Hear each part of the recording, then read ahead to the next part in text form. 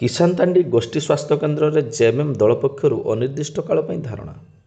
2 ଦଫା ଦାବି ନେଇ ମୟୂରଭଞ୍ଜ ଜିଲ୍ଲା ମୋରଡ଼ା ବ୍ଲକ ଅଧୀନ 12 ମାଇଲ ସ୍ଥିତ କିଷାନତାଣ୍ଡି ଗୋଷ୍ଠୀ ସ୍ୱାସ୍ଥ୍ୟକେନ୍ଦ୍ରରେ ଝାଡ଼ଖଣ୍ଡ ମୁକ୍ତି ମୋର୍ଚ୍ଚା ପକ୍ଷରୁ ଅନିର୍ଦ୍ଦିଷ୍ଟ କାଳ ପାଇଁ ଧାରଣା ଦିଆଯାଇଛି।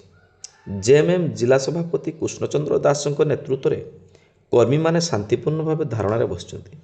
ଉକ୍ତ ଡାକ୍ତରଖାନାରେ ଅଲ୍ଟ୍ରାସାଉଣ୍ଡ ଓ ଏକ୍ସରେ ମେସିନ୍ ସ୍ଥାପନ ଓ ଖାଲି ପଡ଼ିଥିବା ଡାକ୍ତର ପଦବୀ ପୂରଣ ନେଇ ଜେଏମ୍ଏମ୍ ପକ୍ଷରୁ 1 ଦିନିଆ ଧାରଣା ଦେବା ସହିତ ଦାବିପତ୍ର ମଧ୍ୟ ପ୍ରଦାନ କରାଯାଇଥିଲା। ତେବେ ବର୍ତ୍ତମାନ ସୁଦ୍ଧା ଉକ୍ତ ଦାବିଗୁଡ଼ିକ ପୂରଣ ହୋଇନଥିବାରୁ ଆଜି ମଙ୍ଗଳବାର ପୂର୍ବାହ୍ନ 10ଟାରୁ ଧାରଣା ଦିଆଯାଇଛି। ଉକ୍ତ ଡାକ୍ତରଖାନାରେ ମୋରଡ଼ା ବ୍ଲକର ମୁଖ୍ୟ ହୋଇଥିବା ବେଳେ 1 ଲକ୍ଷରୁ ଉର୍ଦ୍ଧ୍ୱ ଲୋକେ ଏହା ଉପରେ ନିର୍ଭର କରନ୍ତି। ପୂର୍ବରୁ ଦୈନିକ ଶତାଧିକ ରୋଗୀ ଏଠାକୁ ଆସୁଥିବା ବେଳେ ବିଭିନ୍ନ ଅବ୍ୟବସ୍ଥା ହେତୁ ବର୍ତ୍ତମାନ ଉକ୍ତ ଡାକ୍ତରଖାନାକୁ ଲୋକେ ଆସିବାକୁ କୁଣ୍ଠାବୋଧ କରୁଛନ୍ତି। ବର୍ତ୍ତମାନ ଉକ୍ତ ଡାକ୍ତରଖାନା ଉପରେ ସରକାରର ନଜର ଲାଗିଯାଇଛି ବୋଧେ।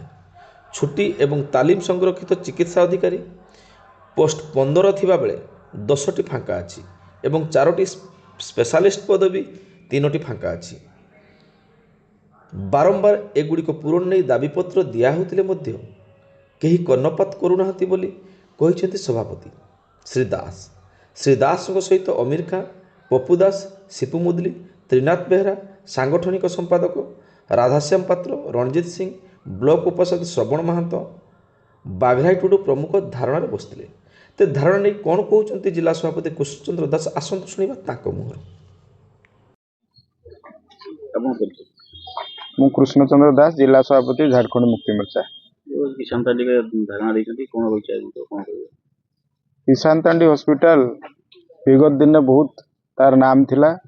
ଏଠି ଆମେ ଯେତେବେଳେ ଦେଖୁଥିଲେ ଶହ ଶହ ରୋଗୀ ଏବଂ ସବୁ ବେଡ୍ ଫିଲ୍ଅପ୍ ହେଇକି ରହୁଥିଲା, କିନ୍ତୁ କାହାର ନଜର ଲାଗିଲା କେଜାଣି, ସରକାରର ନଜର ନା ଆଉ କାହାର ନଜର ଲାଗିଲା, କିନ୍ତୁ ଏ ହସ୍ପିଟାଲ ବର୍ତ୍ତମାନ ଜରାଜୀର୍ଣ୍ଣ ଅବସ୍ଥାରେ ଅଛି। ଆମେ ବାରମ୍ବାର ଦାବି ସତ୍ତ୍ୱେ ସରକାର କର୍ଣ୍ଣପାତ କରୁନାହାନ୍ତି।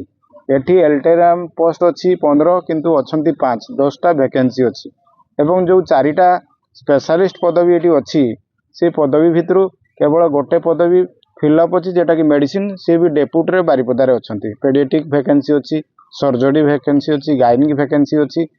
ଏଠି ଆଉ ଗୋଟେ କଥା ହେଲା, ଆମର ଏଇ ହସ୍ପିଟାଲ ପାଖାପାଖି 1,00,000 ଲୋକ ଏଠି ଡିପେଣ୍ଡ କରୁଛନ୍ତି ଏଇ ହସ୍ପିଟାଲ ଉପରେ। ଏଇଟା ବ୍ଲକର ସବୁଠୁ ହେଡ଼କ୍ୱାର୍ଟର କହିଲେ, ମାନେ ମେନ୍ ହସ୍ପିଟାଲ କହିଲେ ହେବନି, କାରଣ ସିଏଚ୍ସି ଏଟା ଗୋଷ୍ଠୀ ସ୍ୱାସ୍ଥ୍ୟକେନ୍ଦ୍ର। ପ୍ରତ୍ୟେକ ବ୍ଲକରେ ଗୋଟେ ଗୋଷ୍ଠୀ ସ୍ୱାସ୍ଥ୍ୟକେନ୍ଦ୍ର, ସେଟା ହେଲା କିଷାନତାଣ୍ଡି ସ୍ୱାସ୍ଥ୍ୟକେନ୍ଦ୍ର। କିନ୍ତୁ ତାର ଅବସ୍ଥା ଯାହା, ଏଠି ଗୋଟେ ଏକ୍ସରେ ମେସିନ୍ ନାହିଁ, ଅଲ୍ଟ୍ରାସାଉଣ୍ଡ ମେସିନ୍ ନାହିଁ, କିମ୍ବା ଇସିଜି କରାଯିବ ସେ ମେସିନ୍ ନାହିଁ। ତେଣୁ ଆମେ ବାରମ୍ବାର ଦାବି ସତ୍ତ୍ୱେ ସରକାର କର୍ଣ୍ଣପାତ କରୁନାହାନ୍ତି। ତେଣୁ ଆଜି ଧାରଣା ଆମେ ଯେଉଁ ଦେଲୁ, ଆଜିଠୁ ଆରମ୍ଭ କଲୁ, ଏ ଦୀର୍ଘ ଦିନ ଧରି ଚାଲିବ ଯେତେ ପର୍ଯ୍ୟନ୍ତ ଆମର ଦାବି ପୂରଣ ନ ହେଇଛି।